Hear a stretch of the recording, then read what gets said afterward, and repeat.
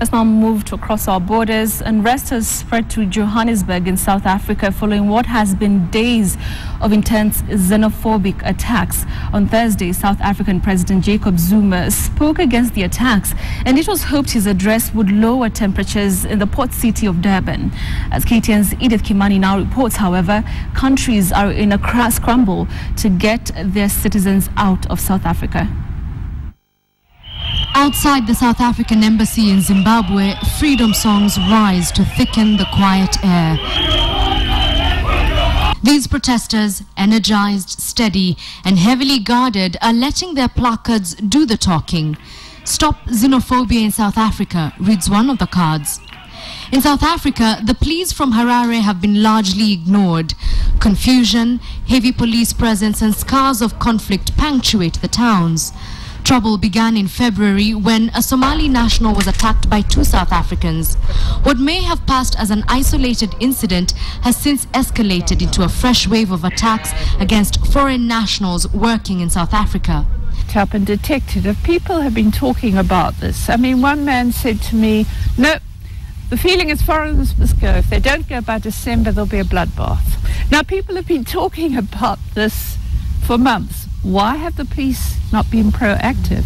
The police are now dealing with an influx of foreigners seeking refuge at their stations. But there are not enough police stations for all these people. For the last few days, an estimated 1,500 people have gathered at this makeshift camp for food, a place to sleep, and mostly safety. For some of them, this is the second time they find themselves in this situation. In 2008, xenophobic attacks in South Africa claimed 62 lives.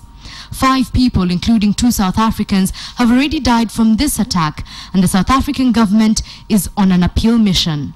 No amount of frustration or anger can ever justify the attacks on foreign nationals and the looting of their shops. We condemn the violence in the strongest possible terms.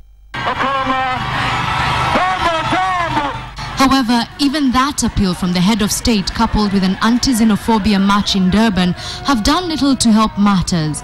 Already, African nations including Malawi, Zimbabwe and even Kenya have said they are prepared to repatriate their citizens. All whilst the rest of the continent calls for the end of the attacks. Edith Kimani, KTN.